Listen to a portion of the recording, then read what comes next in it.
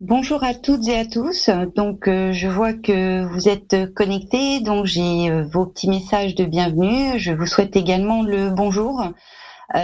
Tout d'abord, je tiens à vous remercier pour votre inscription à ce webinaire, puisque nous avons vu qu'il y avait plus de 1400 inscrits.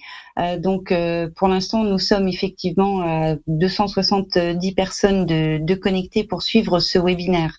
Ce webinaire, sur lequel nous allons traiter principalement du plan de développement de compétences, à savoir qu'il s'agit effectivement du meilleur outil dans le cadre du plan de relance de notre activité, a sollicité beaucoup d'intérêt parmi vous.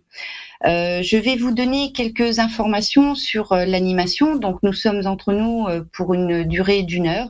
Donc 45 minutes de diffusion de webinaire et ensuite je prendrai le temps, 15 minutes à peu près, pour répondre à l'ensemble de vos questions. Alors, en toute humilité, vu le nombre de participants qui vont se connecter et qui vont participer à ce webinaire, je n'aurai peut-être pas la possibilité de répondre à toutes les questions, donc j'en présélectionnerai quelques-unes. Et surtout, n'hésitez pas à nous laisser vos coordonnées lorsque vous répondrez à la satisfaction d'avoir suivi ce webinaire. Si vous avez des questions complémentaires, et nous laisser vos coordonnées pour que l'on puisse répondre à tous ces éléments.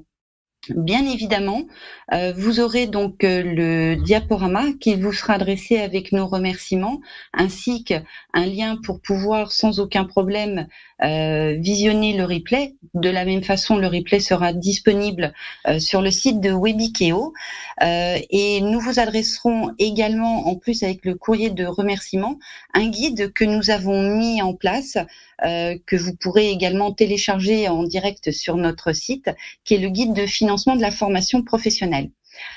Sur votre écran, vous voyez 2 onglets. Donc, vous avez un onglet qui concerne le chat. Donc, n'hésitez pas à poser vos questions de façon à ce que l'on puisse y répondre. Et également, vous avez un deuxième onglet qui est l'onglet des sondages. Ça va pouvoir permettre de nous créer une petite animation dynamique. Donc, je vous poserai quelques questions tout au long de ce webinaire.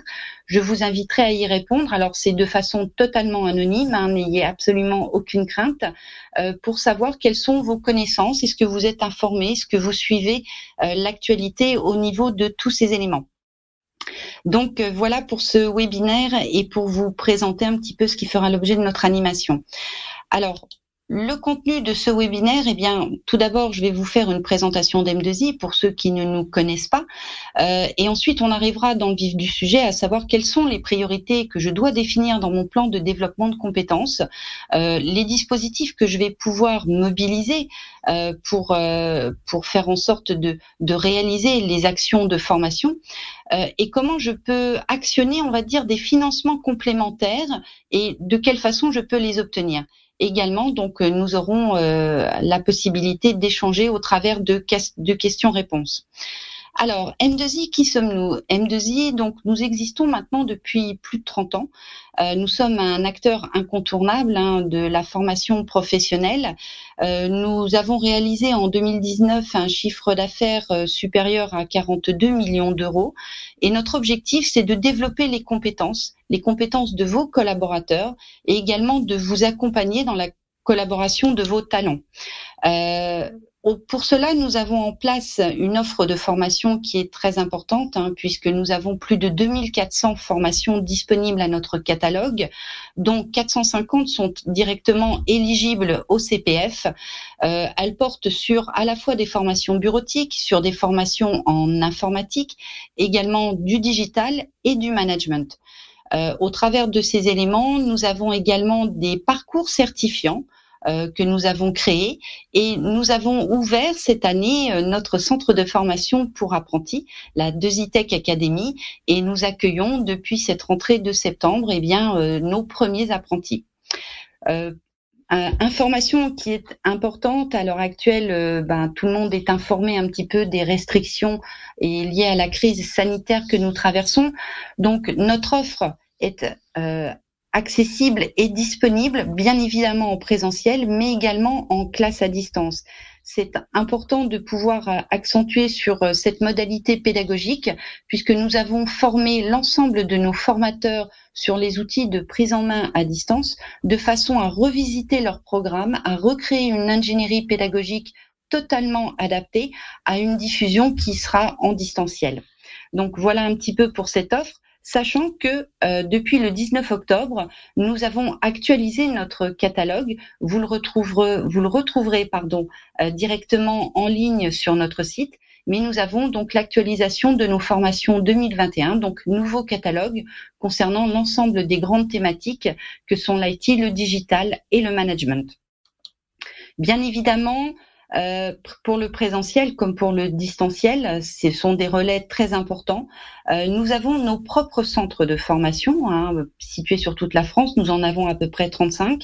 Nous sommes également présents dans les dom-toms, puisque là également, nous avons des clients très importants de proximité qui vont faire appel à nos services sur l'ensemble de ces modalités. Donc voilà un petit peu pour la présentation rapide d'M2I que je souhaitais vous faire. Maintenant, nous allons rentrer dans le vif du sujet, à savoir quelles priorités définir dans mon plan de développement de compétences. Alors pour certains d'entre vous, vous allez avoir l'impression que j'enfonce des portes ouvertes, puisque vous connaissez pour certains d'entre vous l'ensemble de la façon pour créer votre plan de développement de compétences. Pour d'autres, ça l'est encore moins, mais ça permet également de préciser des sujets d'actualité et des sujets qu'on n'a pas forcément tous en tête. Alors, bien évidemment, dans mes priorités, le recueil des besoins est important. Nous sommes en pleine période de consolidation de ce recueil des besoins. Ce sont des éléments qui vous sont remontés par des souhaits des salariés qui veulent se former, qui ont émis des besoins, mais également vous allez avoir des préconisations qui vont être issues de vos managers. Alors les préconisations de vos managers, elles sont principalement liées, on va dire, aux entretiens annuels et aux entretiens professionnels. Donc ça fait partie d'un volet important et nous reviendrons dessus justement au niveau des entretiens professionnels. Vous avez également des éléments qui concernent vos projets en entreprise, également votre business, qui sont liés à votre business et à votre activité. Donc vous allez prioriser, à savoir si vous faites des migrations, si vous développez d'autres systèmes d'information. Donc ce sont effectivement des priorités. De la même façon, aujourd'hui on est plutôt dans une période où, comme le souligne beaucoup la presse, dans une période d'électronisme, où effectivement, vous allez renforcer les compétences de certains de vos collaborateurs sur ces sujets. Vous avez bien évidemment les obligations réglementaires qui sont très importantes, qui sont liées aux conditions d'exercice d'un métier, d'une activité. Et donc, on va le voir après dans la définition des priorités, que ça prend des éléments très importants. Mais vous avez aussi la gestion prévisionnelle de vos emplois et des compétences qui consiste sur des évaluations à court, moyen ou long terme, de pouvoir identifier des compétences clés, des nouveaux métiers, des métiers en tension, également liés à la courbe des âges, à savoir les personnes qui vont partir en retraite, comment vous allez effectivement pouvoir les remplacer. Donc tous ces éléments sont importants dans la consolidation et dans le recueil des besoins. Une fois que vous avez tous ces éléments, effectivement, la plus grosse partie, comme le disent souvent la plupart de nos clients, le budget formation passe en priorité sur les formations obligatoires. Alors formations obligatoires, je vous le rappelle, ce sont celles qui sont définies à l'article 6321-2 du Code du travail, qui précise que toutes les actions de formation sont obligatoires pour celles qui conditionnent l'exercice d'une activité, d'une fonction, en application d'une convention internationale, législative ou réglementaire. Donc souvent, il y a des éléments un peu divergents, mais bien faire attention sur ces formations obligatoires. Vous avez également les formations, et cette année, c'est aussi un point important, qui ont trait à la réglementation. Alors j'entends par formation qui ont trait à la réglementation, par exemple les formations comme celle du référent handicap. Aujourd'hui, ça devient une obligation, ne serait-ce que dans les organismes de formation, de pouvoir disposer d'un référent handicap comme dans beaucoup d'entreprises.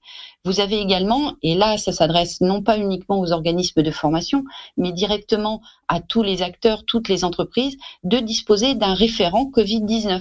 Donc nouveauté, donc nouvelle entre guillemets obligation due à la réglementation qui évolue. Également, vous allez trouver dans la réglementation toutes les formations que doivent suivre vos collaborateurs dans le cadre des entretiens professionnels. Donc on reviendra également sur cette partie plus en détail. Vous avez, tout à l'heure je le soulignais, la stratégie de l'entreprise qui est importante pour définir les priorités. Quels sont donc les métiers en tension? Quels sont les éléments sur lesquels je vais être en développement technique ou technologique? Donc ces éléments sont importants. Ils sont liés bien sûr à l'innovation et à ma compétitivité en termes d'entreprise. Donc, c'est également un point qui va permettre de classifier, d'ordonner et de définir vos priorités. De la même façon, votre carnet de commandes ne permet pas de faire partir tout le monde en même temps, comme l'organisation, on va dire, des périodes de congé. Donc, là aussi, ce sont des choix que vous devez faire.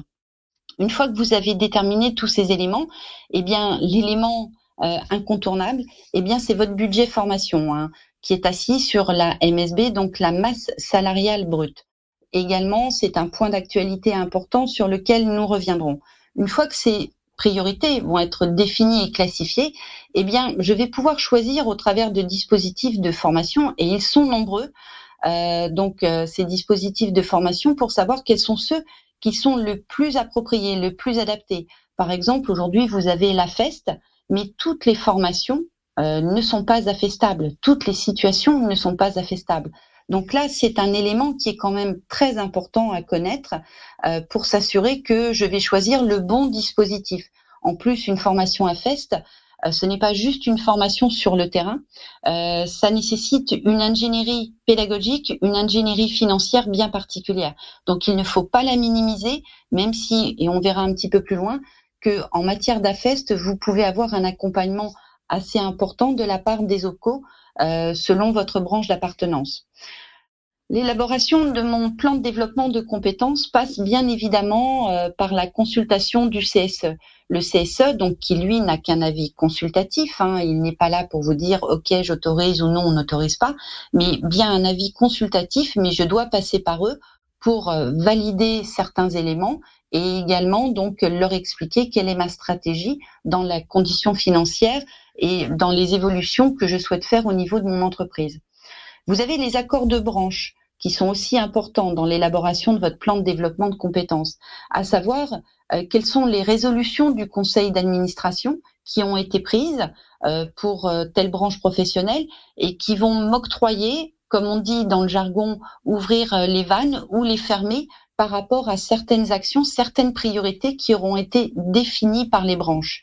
Donc les accords de branche, eh bien directement ont un impact sur les OPCO, puisque l'OPCO est le bras armé de la branche et donc celui auprès duquel il y a donc les financements sur lesquels vous pourrez les solliciter pour savoir si effectivement au travers du conseil d'administration, des éléments prioritaires qui ont été définis, notamment dans la période que nous traversons, qui est cette période de crise, qui n'est pas simple à gérer, auxquels viennent s'ajouter également des éléments qui ont trait à la politique gouvernementale, notamment, aujourd'hui, c'est un impact très important, puisque vous avez le plan de relance qui accompagne aussi tous ces éléments et toutes ces évolutions. Concernant les priorités, la première, qui est quand même très importante, ce sont les entretiens professionnels, notamment avec le bilan à 6 ans, qui résume, qui est un état récapitulatif de ce qui s'est passé pour chacun de vos salariés à 6 ans. Alors, pour chacun de vos salariés, ce bilan à 6 ans s'exerce pour tous ceux qui étaient dans votre entreprise en 2014. Puisque c'est la loi du 5 mars 2014 qui a imposé donc les entretiens professionnels avec l'état des lieux et le bilan récapitulatif à 6 ans. À ce sujet-là, je vais lancer un sondage, donc je vous invite à aller donc dans votre onglet sondage et je vais effectivement lancer des éléments pour savoir si vous connaissez, compte tenu de la crise sanitaire, si les entretiens professionnels ont été annulés ou ont été reportés, enfin sur le bilan à 6 ans. Donc je vous laisse quelques minutes pour répondre et ensuite nous aurons la possibilité de voir quelles sont vos réponses. Donc compte tenu de la crise sanitaire, les entretiens professionnels de 2020 avec le bilan récapitulatif à 6 ans ont-ils été annulés ou ont-ils été reportés? Donc je vous laisse quelques instants pour répondre à cette question. Donc comme je vous le rappelle, hein, c'est totalement anonyme.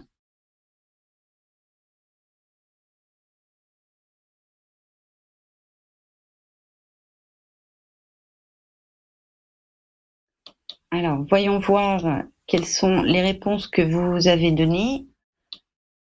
Alors, effectivement, sur l'ensemble des personnes, alors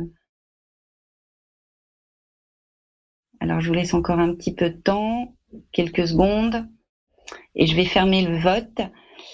Donc, à 80%, vous avez répondu qu'ils ont été reportés, et c'est effectivement la bonne réponse, 80%. Vous êtes à peu près 15% à nous avoir précisé que eh bien, ils avaient été directement que vous ne saviez pas. Et nous avons également donc sur ces éléments à peu près 4%. Donc je vous partage les résultats. Vous devez les voir apparaître. 6%, voilà. Donc qui nous disent que ça a été annulé. Alors non, le bilan à 6 ans, l'état récapitulatif n'a pas été annulé, il a bien été reporté. Et il a été reporté, vous pouvez réaliser encore vos entretiens professionnels et également, si les personnes n'ont pas suivi les actions de formation, je vais vous donner le détail à ce niveau-là, faire en sorte qu'ils puissent les suivre dans la mesure où vous aurez jusqu'au 31 décembre 2020 pour pouvoir réaliser tous ces éléments. Hein, tous ces éléments sont bien reportés jusqu'au 31 décembre 2020.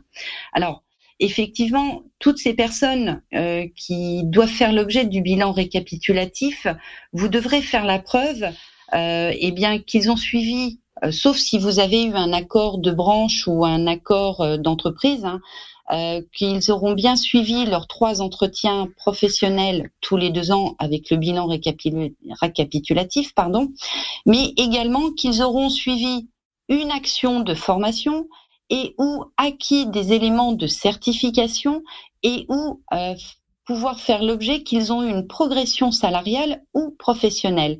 Et donc, vous devrez justifier, en plus des 3 entretiens professionnels, de ces 2 critères.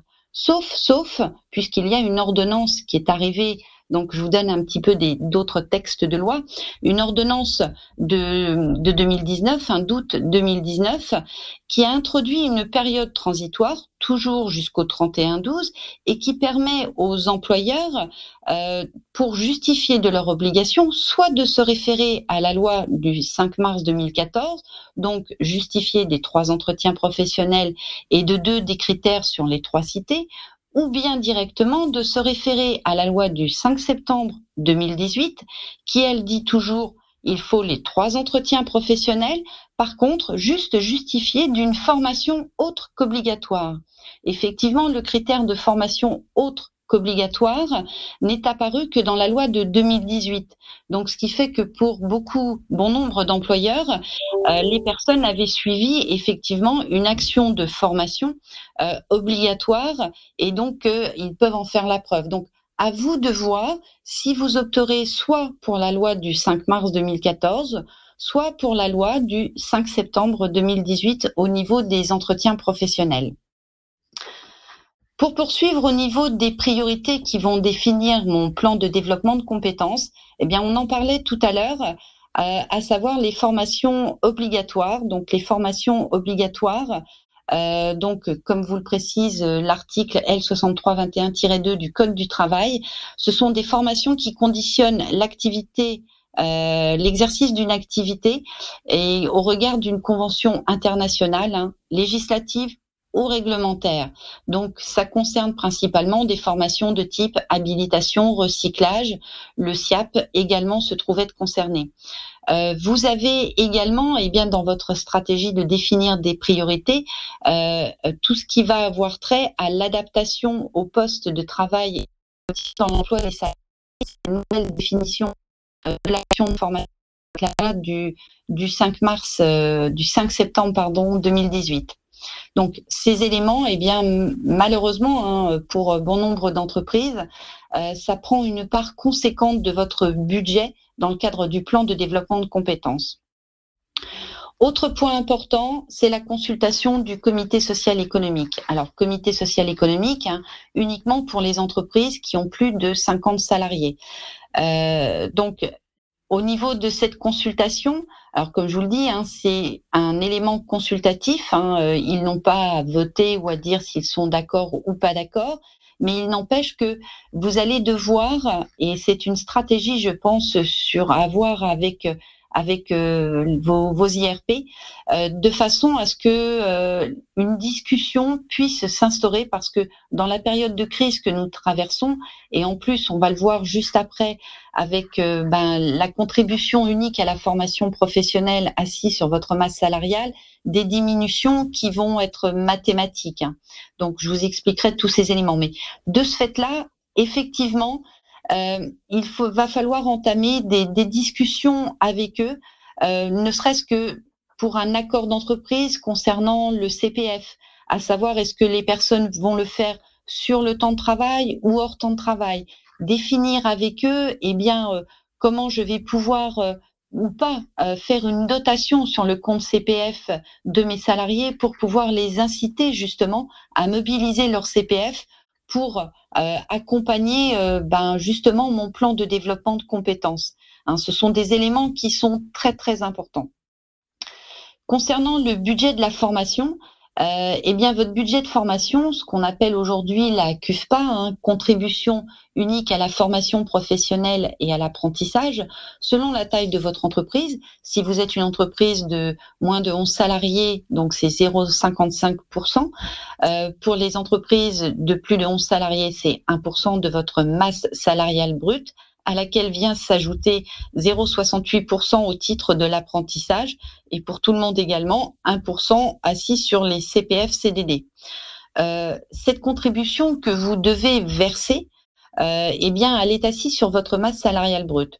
Vous allez avoir, et je fais le lien directement avec la consultation avec le comité social économique, tout simplement pourquoi ? Parce que pour les entreprises qui ont été en activité partielle et pour lesquelles cette activité partielle va se perdurer au titre d'une activité partielle de longue durée ou d'une activité partielle de droit commun, les salaires ont été pris en charge par l'État.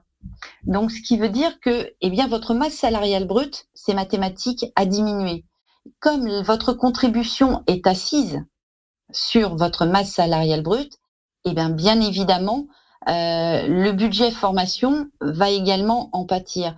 Donc, c'est aussi une discussion pédagogique qu'il vous faut avoir avec les membres de votre CSE pour bien leur expliquer que aujourd'hui, dans le cadre d'un plan de relance, dans le cadre d'une stratégie économique difficile, vous avez besoin de tous les collaborateurs, de leur investissement également, de leur co-construction dans cette période délicate et difficile pour contribuer justement à maintenir et à développer les compétences. Donc, bien évidemment, ces éléments sont importants. Pour l'année prochaine également, ça va déterminer, puisque vous savez que au niveau de votre masse salariale, alors justement, je vais peut-être, avant de vous poser la question, vous inciter à faire un autre sondage.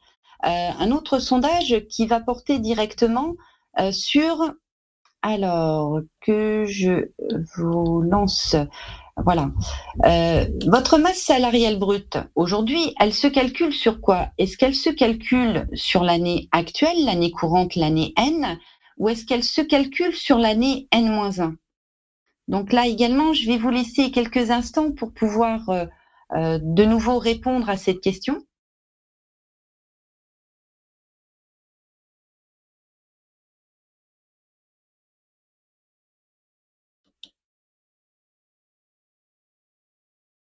Alors là, je vois qu'effectivement, ça bouge un petit peu au niveau des choix, très peu de vote blanc.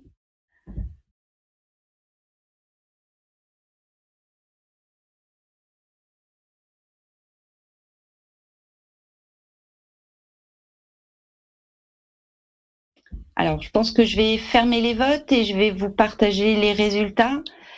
Et il est effectivement important que ces éléments soient partagés.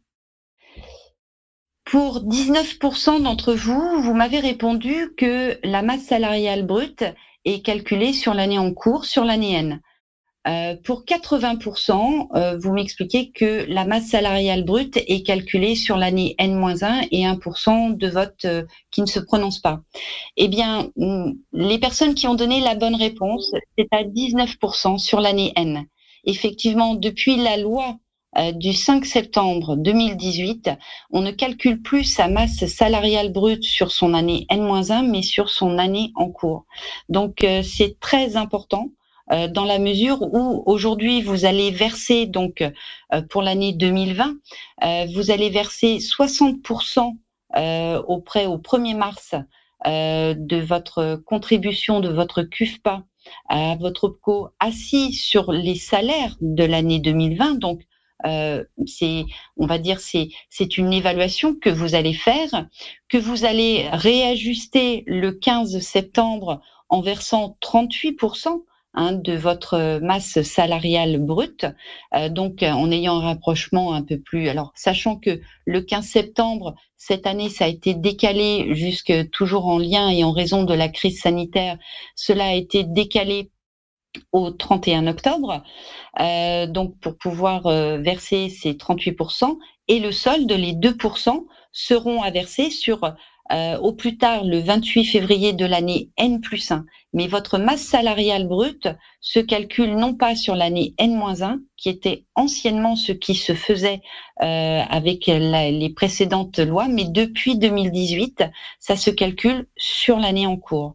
Donc effectivement, ce sont des éléments sur lesquels, vous voyez, il faut être très pédagogue, bien expliquer tous ces éléments, puisque vous avez des instances représentatives du personnel qui ne vont pas être au fait de tous ces éléments.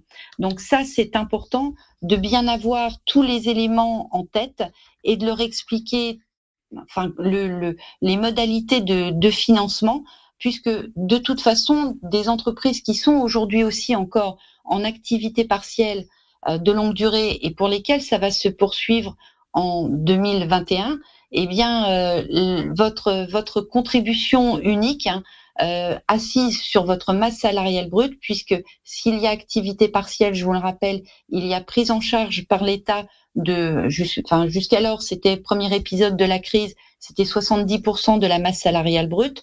Là, on va être plutôt sur des taux de 60% de la masse salariale brute. Donc, vous voyez que ça va créer quand même une sacrée différence, d'où une explication qu'il vous faudra transmettre. Et puis, ça correspond également à de la pédagogie, à de l'information que vous devez relayer auprès de vos instances représentatives du personnel pour qu'elles puissent diffuser et accepter et présenter le message auprès de l'ensemble des salariés pour lesquels ils ont été élus. Donc, je vois qu'il doit y avoir pas mal de questions, donc je reviendrai dessus, j'en traiterai quelques-unes. Au niveau également de votre contribution unique à la formation, donc le 1% avec les 0,68 concernant l'apprentissage, alors 0,44 pour certains départements de l'Est de la France. Vous avez également, selon votre branche d'appartenance, selon votre convention collective nationale, vous avez ce que l'on appelle une part conventionnelle. Donc cette part conventionnelle, certaines branches professionnelles ont décidé d'une part conventionnelle qui n'est pas identique. Vous pouvez avoir du 0,25, vous pouvez avoir du 0,10, vous pouvez avoir du 0,35. Tout va dépendre de votre branche d'appartenance, comme vous pouvez aussi ne pas avoir de part conventionnelle qui vient s'ajouter à votre CUFPA. Et vous avez également donc ce qu'on va appeler la part volontaire. La part volontaire, lorsque vous avez votre budget formation, vous dites ma contribution à la formation professionnelle tous les ans est de 4%. Vous pouvez soit au-delà de tout ce qui est par légal et par conventionnel, le gérer en propre, soit directement verser tout ou partie à votre OPCO. Pourquoi le verser à votre OPCO, cette part volontaire? Eh bien, tout simplement parce que vous pouvez être, comment dire, considéré pas comme un VIP, mais avoir accès à d'autres modalités de financement auxquelles, eh bien, si vous ne versez que votre part légale et conventionnelle, sur lesquelles vous n'aurez peut-être pas accès. Donc, rapprochez-vous également de votre OPCO pour voir quelles sont les possibilités de collaboration avec eux si vous leur délivrez plus comment dire, de budget directement. Vous avez également donc les OPCO, hein, tout à l'heure je vous en parlais, à savoir que les OPCO vont décider en commission, en conseil d'administration et avec la CPNEFP de quels seront effectivement les possibilités qui seront offertes aux moins de 10 salariés, aux moins de 250, ou alors est-ce qu'on élargit?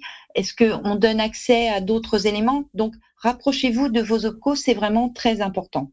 Également, autre point qui va déterminer mon plan de développement de compétences, eh bien aujourd'hui, ce sont des éléments du plan de relance qui sont liés à la crise sanitaire, dont aujourd'hui on ne connaît pas tous les éléments, hein.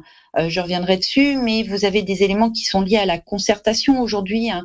Le ministère s'est rapproché de tous les représentants comment dire, des représentants de personnel comme le MEDEF, sur côté professionnel. Vous avez également des entités qui vont pouvoir discuter sur quelles sont les stratégies rapides qu'il va falloir mettre en place, puisqu'il y a eu effet d'annonce, mais derrière, comment ça se passe au niveau mise en application. Alors, je vais juste regarder au niveau des questions des participants, quels sont les éléments. Donc, concernant,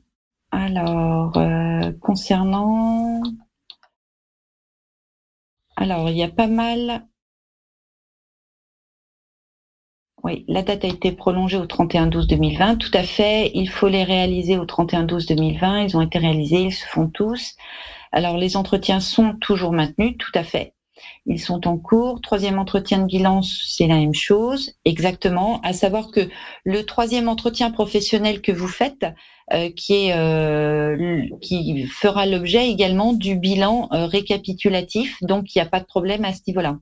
Les entretiens pro ont été lancés en 2014, donc tous les 2 ans, les salariés doivent avoir eu un entretien en 2016, 2018 et 2020. Tout à fait, c'est ça. Il vous faut trois entretiens professionnels pour cet état récapitulatif, sachant que si vous avez un accord d'entreprise ou un accord de branche, vous pouvez modifier la périodicité de ces entretiens, hein. Donc ça, par contre, il faut qu'il y ait accord.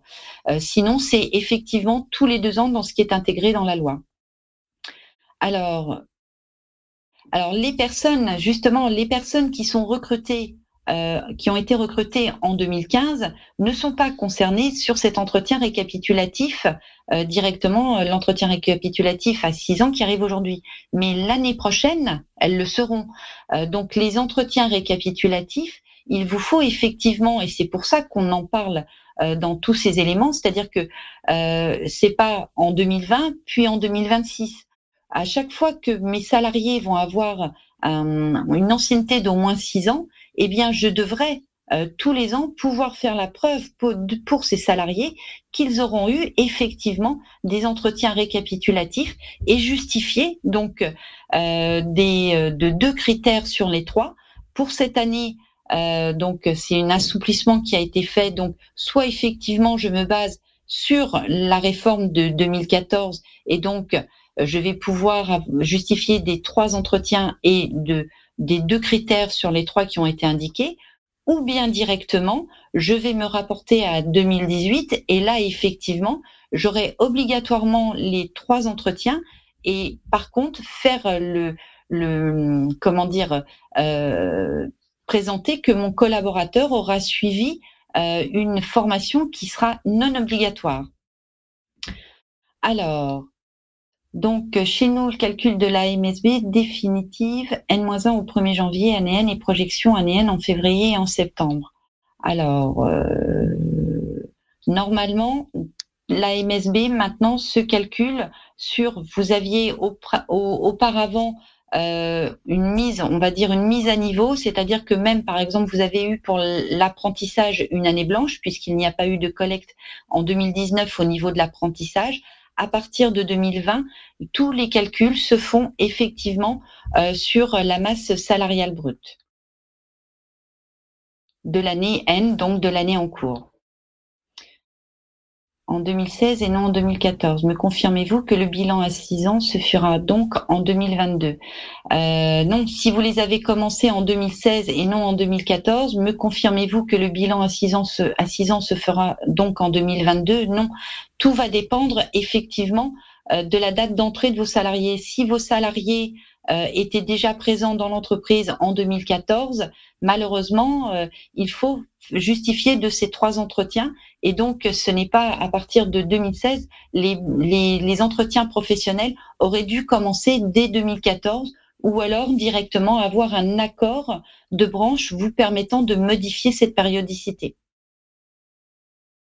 Donc voilà. Donc je vais répondre. Après, je regarderai d'autres questions, mais je vais poursuivre le diaporama pour ne pas être, on va dire, trop en retard sur le déroulement. Donc voilà pour cette première partie. Maintenant, quels sont les dispositifs que je vais pouvoir mobiliser? Alors les dispositifs que je vais pouvoir mobiliser, j'insiste beaucoup sur le compte personnel de formation. Alors pourquoi? Je vous en ai parlé. Effectivement, cette année et l'année prochaine, moins de budget pour pouvoir réaliser l'ensemble des actions que je vais avoir inscrites à mon plan de développement de compétences. Donc là-dessus, je vais avoir besoin de m'appuyer sur mon comité social économique, mon CSE, pour justement diffuser cette bonne parole, pour leur dire qu'on doit aller sur du dialogue social, donc dans de la co-construction, du co-investissement. Donc vous pouvez avoir des accords d'entreprise qui vont vous permettre d'obtenir, on va dire, pour vos salariés, des éléments plus avantageux, c'est-à-dire par exemple dispenser une dotation à minima. Et cette dotation, elle peut prendre également la forme de primes individuelles. Et donc, sur ces primes individuelles, je reviendrai sur ce détail un petit peu plus loin. Mais ces primes, ça peut être aussi des primes d'attractivité si vous voulez recruter des personnes. Pour ça, il faut effectivement pouvoir discuter avec l'ensemble de vos partenaires sociaux de façon à ce que cette parole soit portée et pas une parole uniquement descendante de la direction, mais bien cooptée par l'ensemble de votre CSE. Là également, je vais vous faire intervenir sur un autre sondage, qui va traiter effectivement de ce que l'on appelle les dotations volontaires que vous allez pouvoir faire à vos collaborateurs. À savoir, ces dotations volontaires, selon vous, est-ce qu'elles sont soumises aux cotisations sociales? Donc, de la même façon, je vous invite à aller dans votre onglet de sondage pour répondre à la question, de façon à ce que l'on puisse voir si effectivement les personnes, selon vous, est-ce que c'est assujetti aux cotisations sociales? Alors, les réponses sont partagées, mais il y a une grande majorité de réponses.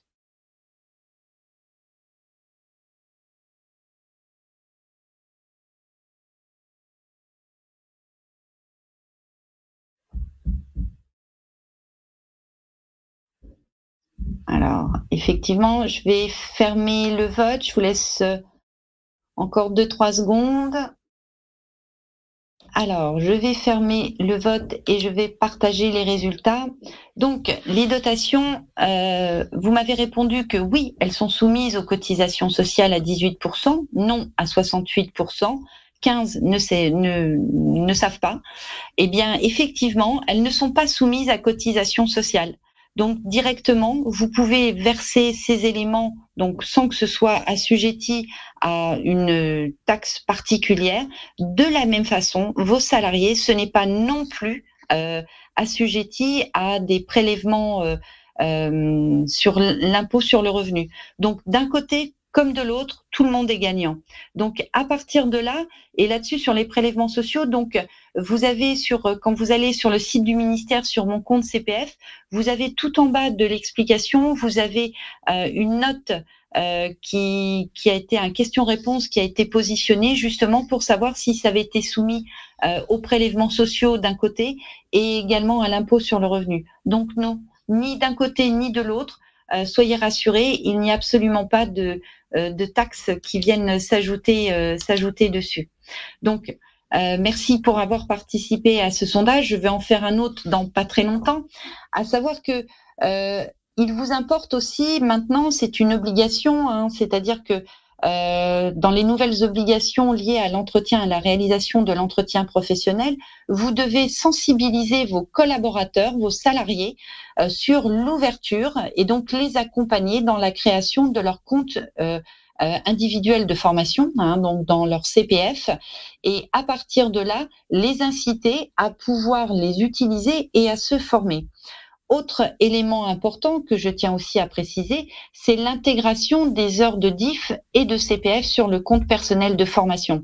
Alors, il y a une grande polémique qui, depuis quelques semaines, qui a soulevé quelques tensions également et de la part du gouvernement, à savoir que vous avez les Échos qui a relayé l'information à partir d'une étude Ipsos qui a été réalisée pour notre confrère Wall Street Institute, sur lequel, eh bien, un Français sur 5 connaît sur 6 ou un Français sur 4, tout va dépendre également de là où on se situe. Un Français sur 5 ou sur 6 connaît son compte personnel de formation, c'est de quoi, à quoi ça correspond. Donc c'est quand même très important, sachant qu'il devait y avoir une communication du gouvernement. Elisabeth Borne également dans son interview au journal La Croix, donc on a bien fait la remarque, à savoir que effectivement cette communication gouvernementale qui devait se faire sur l'intégration des heures de DIF au niveau du CPF est passée à la trappe du fait de la mobilisation pour la crise sanitaire. Et justement, cela m'amène à une autre question, et ce sera la dernière, après je vous laisserai tranquille au niveau des sondages, à savoir, est-ce que vous êtes au courant, est-ce que vous avez entendu parler d'un report des droits DIF dans le compte CPF? Est-ce que c'est quelque chose qui est venu à vos oreilles récemment? Donc de la même façon, je vous laisse répondre à ce sondage, oui ou non, pour avoir toutes les informations. Donc là, les avis sont partagés, bougent beaucoup.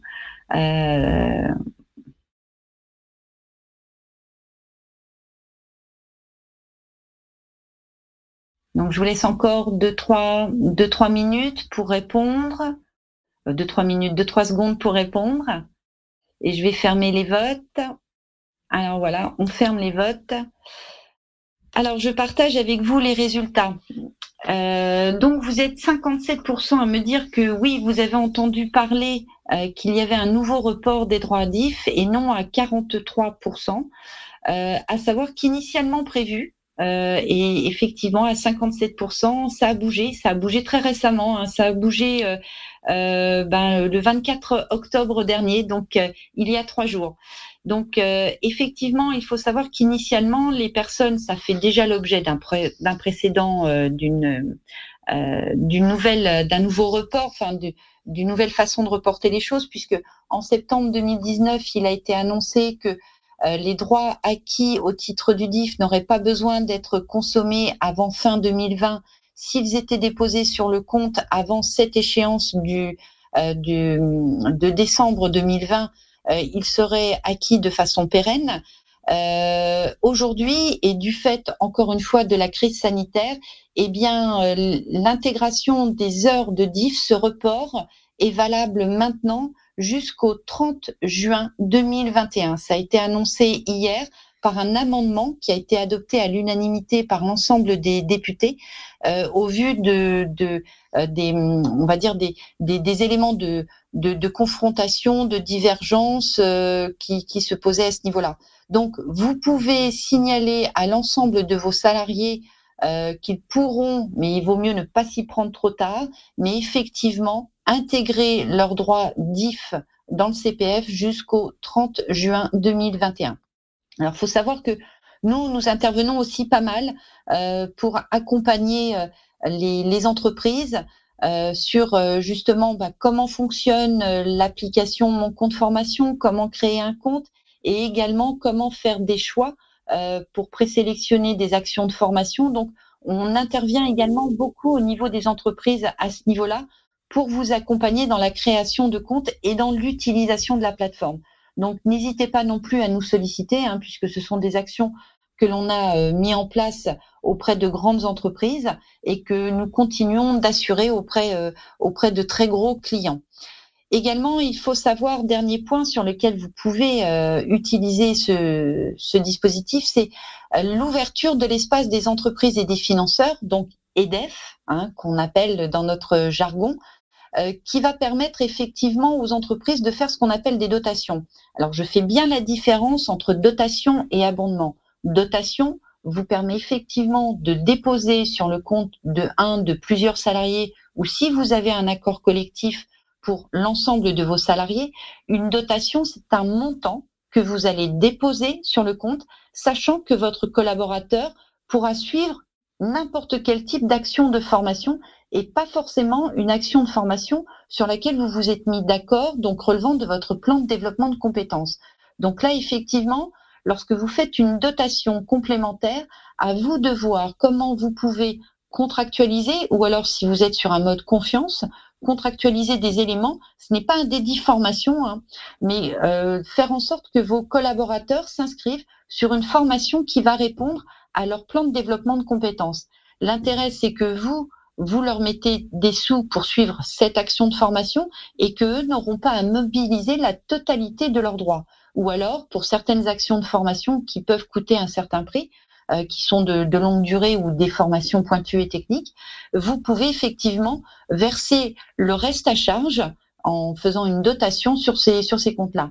La partie abondement est un autre aspect qui, elle, vise directement un projet de formation identifié.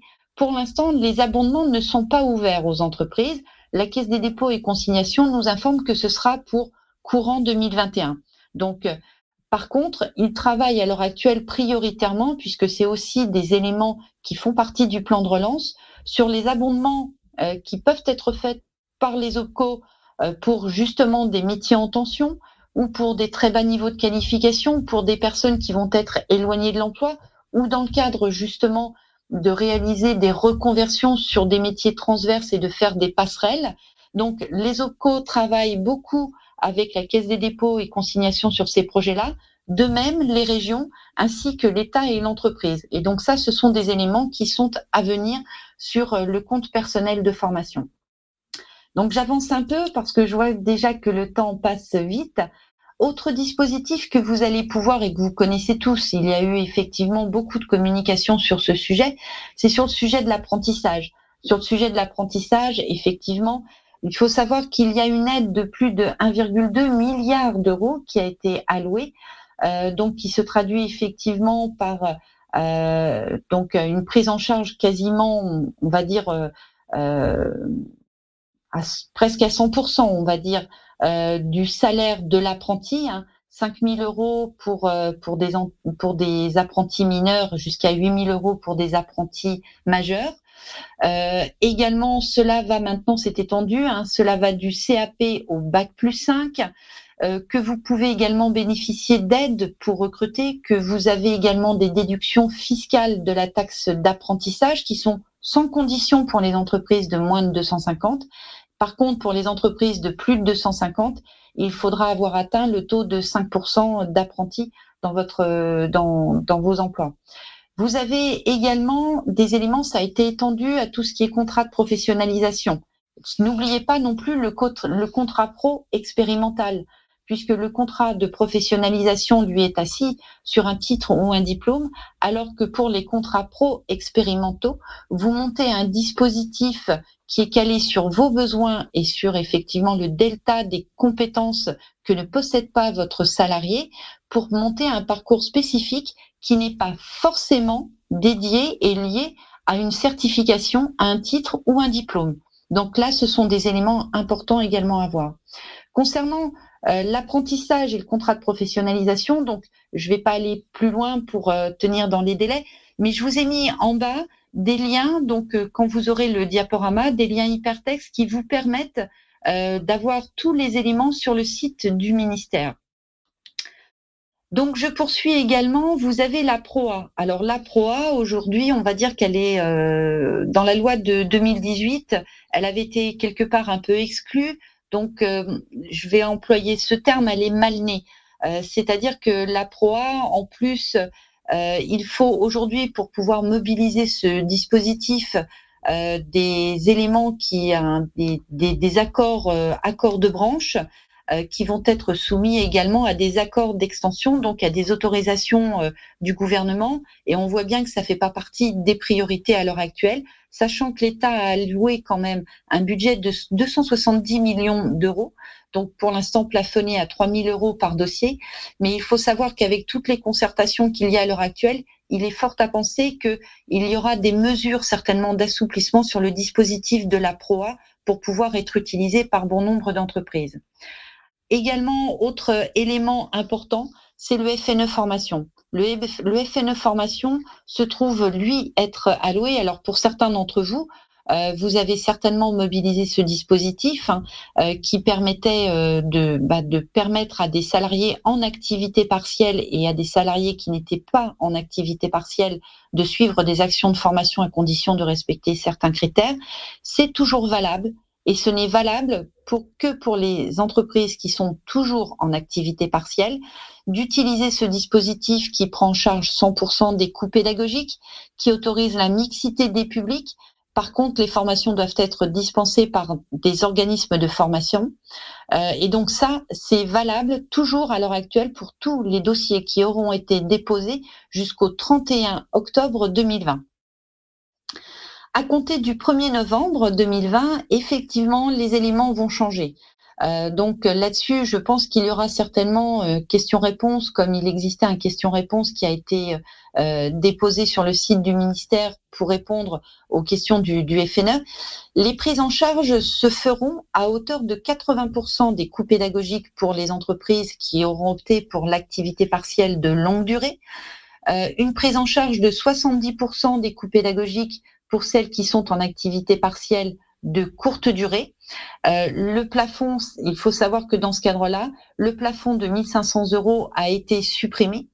Un plafond de 6 000 euros, par contre, lui, a été instauré pour tout ce qui est activité partielle de longue durée, que la mixité des publics n'est plus autorisée à partir du 1er novembre et qu'effectivement, l'organisation des formations pourra se faire en interne. Donc, plus d'obligation de passer par un organisme de formation à partir du moment où, dans mon entreprise, je dispose d'un centre ressources pour permettre de réaliser des actions de formation en interne.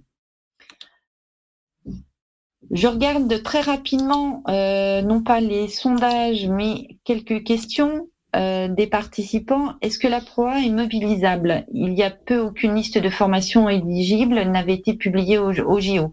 Alors pour la PROA, tout va dépendre effectivement quels sont les accords de branche que vous avez et si effectivement ils ont été étendus, donc publiés effectivement au JO. La période de pro a surtout été détournée comme un mode de financement. Il semble que la PROA est beaucoup plus encadrée. Alors la PROA, elle est plus encadrée, mais aujourd'hui, ce qui est surtout délicat, c'est de pouvoir la mettre en œuvre, puisqu'il y a eu très très peu d'accords d'extension. Que veut dire mixité des publics dans la partie FNE? Mixité des publics, eh bien tout simplement qu'il y ait une mixité au niveau des personnes qui soient en activité partielle et des personnes qui soient hors activité partielle. Il y a eu beaucoup de confusion sur le fait que des personnes soient en télétravail. Non, activité partielle ne veut pas dire être forcément en télétravail. Je peux télétravailler même en étant en activité partielle ou à temps plein dans une entreprise. Tout va dépendre de mes accords. Je voudrais la réponse à la question de Pascal, SVP. Alors, recherchons la question de Pascal, s'il n'est pas trop loin. Savez-vous comment est calculé le seuil des 250? Le seuil des 250, alors par numéro de SIRET, non, c'est des 250 salariés, je suppose. Savez-vous comment est calculé le seuil? Alors, toujours par numéro de SIRET.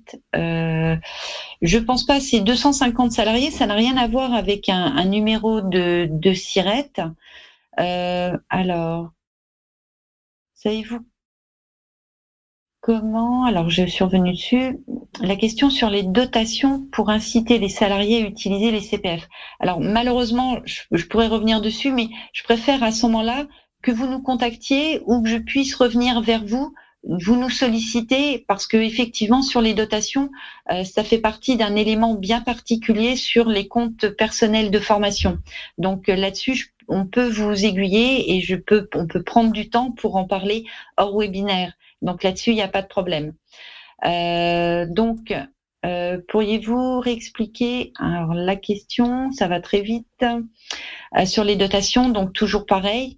N'hésitez pas à nous laisser vos coordonnées, car comme je vous le disais très humblement, je ne pourrais pas répondre à toutes les questions. Elles sont très intéressantes, mais dans ce cadre-là, il faudrait qu'on puisse faire une conférence véritablement pour pouvoir y revenir.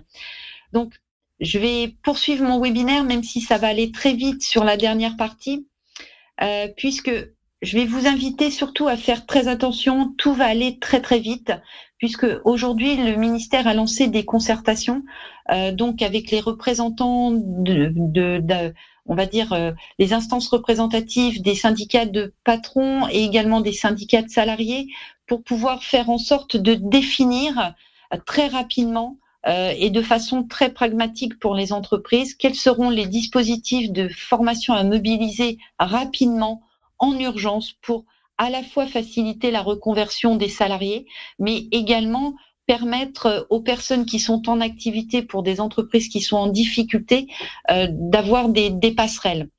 Donc, on parle beaucoup du congé de mobilité. On parle également des exonérations de charges qui pourraient avoir lieu dans certains cas, de comment, je vous en parlais tout à l'heure, mobiliser la PROA, le FNE formation, créer pourquoi pas, et c'est un sujet plus que d'actualité, un CPF de transition sur les métiers en tension, d'où effectivement le travail de la Caisse des dépôts et consignations avec les branches pour parvenir justement à ces éléments-là, et avec aussi Transition Pro, qui a remplacé donc les congés individuels de formation.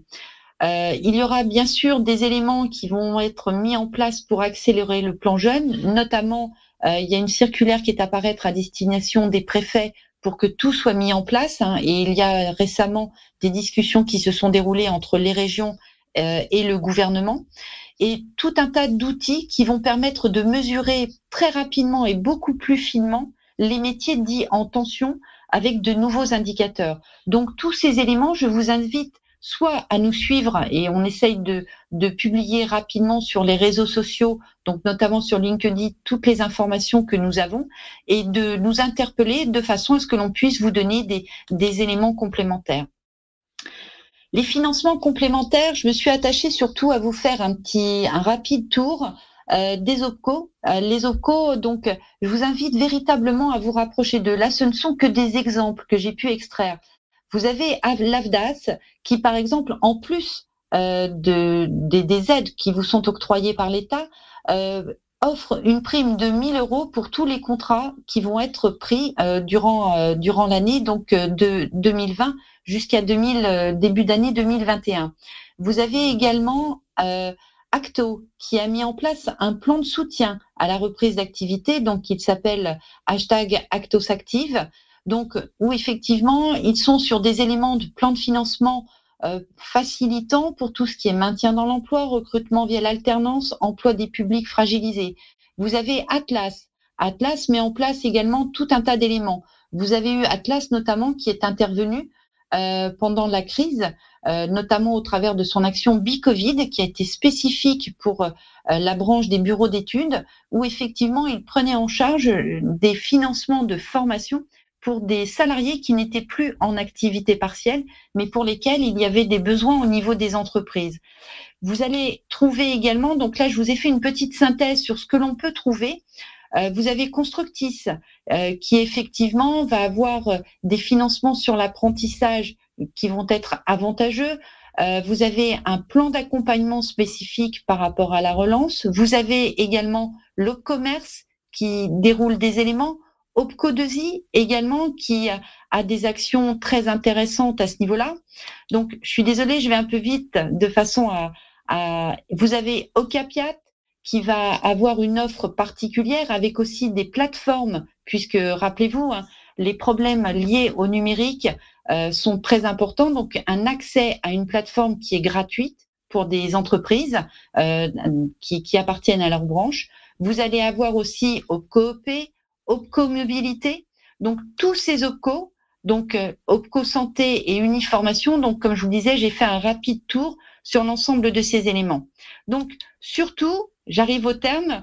M2I vous accompagne également dans l'élaboration de votre plan de compétences. Nous avons sur notre site des éléments qui vous permettent, à partir du moment où vous présélectionnez des actions de formation et que vous les positionnez en favori, de constituer un projet global de formation. Ce projet global est à rapprocher avec votre conseiller formation M2I et également de votre budget pour avoir toutes les informations concernant tous ces éléments. Le guide de la formation dont je vous parlais tout à l'heure, que nous vous enverrons avec nos remerciements, et également, surtout, n'hésitez pas à nous revenir vers nous pour nous poser des questions. Je suis désolée de ne pas avoir pu répondre à toutes vos questions, mais très humblement, je ne pouvais pas, vu l'attrait pour ce webinaire, prendre plus de questions à l'heure actuelle, mais n'hésitez pas, laissez-nous vos coordonnées pour que l'on puisse vous recontacter et répondre à vos questions. En attendant, eh bien, écoutez, je vous remercie infiniment.